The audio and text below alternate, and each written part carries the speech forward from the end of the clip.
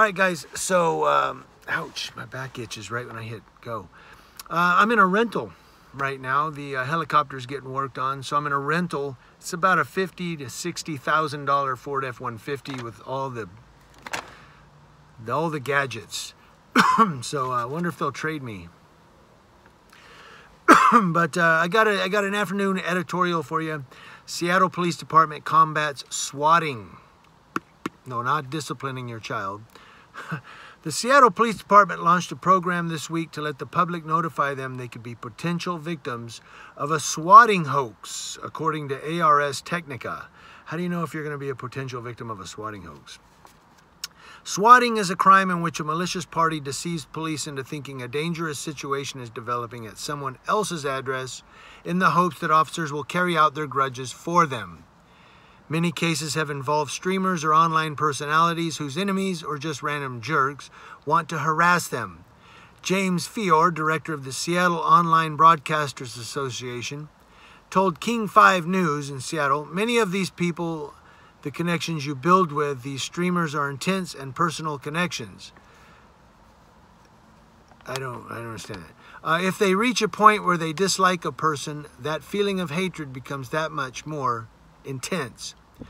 The crime is at least somewhat predicated on the idea that U.S. police forces won't use a reasonable amount of judgment and instead come down on the target in a heavy-handed fashion. Sometimes it turns deadly, as in the case of Tyler Barris, a Los Angeles man authorities allege was a serial swatter.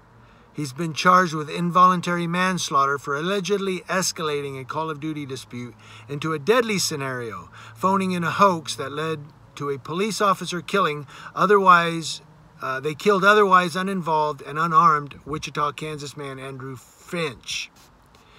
Authorities have declined to charge the officer, though Finch's family filed a federal civil rights lawsuit. Well, yeah, the officers are wrong. Other targets of swatting have included mass shooting survivor David Hogg, whose Parkland, Florida home was surrounded by officers and a police helicopter over a hoax in June 2018 while he was in D.C. to accept the RFK Human Rights Award. That's the Robert F. Kennedy Human Rights Award.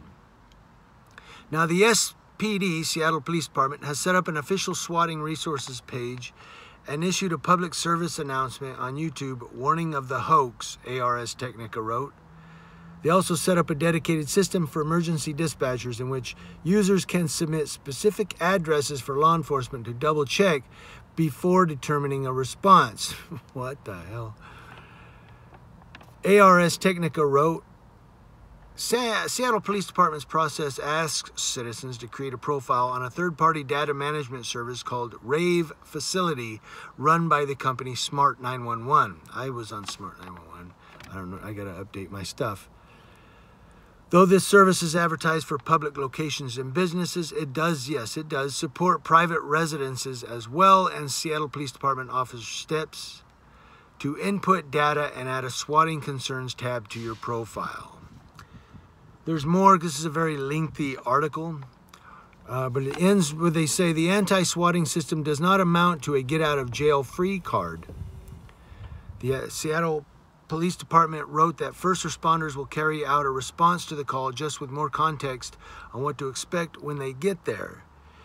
In theory, that should give officers a heads up that potential hostage situation, gunman, or whatever else a swatter calls in could be a hoax. Seattle Police Department added, nothing about this solution is designed to minimize or slow emergency services. At the same time, if information is available, it is more useful for responding officers to have it than to not. Well, it doesn't matter if they have the information or not. They're still going to respond how they respond. I hate to say that. I'm just so jaded that the police, you can give them all the information in the world and they're still going to respond how they respond. They respond to incorrect addresses and they go in guns blazing and it's the wrong house. So I don't think giving them information is going to change anything. I don't know. How's this going to work? I mean, someone calls in an actual situation. How are they going to know if it's a swatting or a hoax? Or, hey, what if a criminal I could be a potential swatting hoax victim? What if the criminals start doing that on their own addresses? I don't know. I'm confused. I don't know how this works. Anybody out there that knows a little bit more about this, let us know in the comment section below. As always, I will put the link to the full story in the description box because there's some more in there that I didn't go through due to time. But the bottom line here, the moral of the story, if you will, is that Seattle Police Department is working with a company to combat swatting hoaxes in hopes that when police respond, they'll be a little bit more, concerned.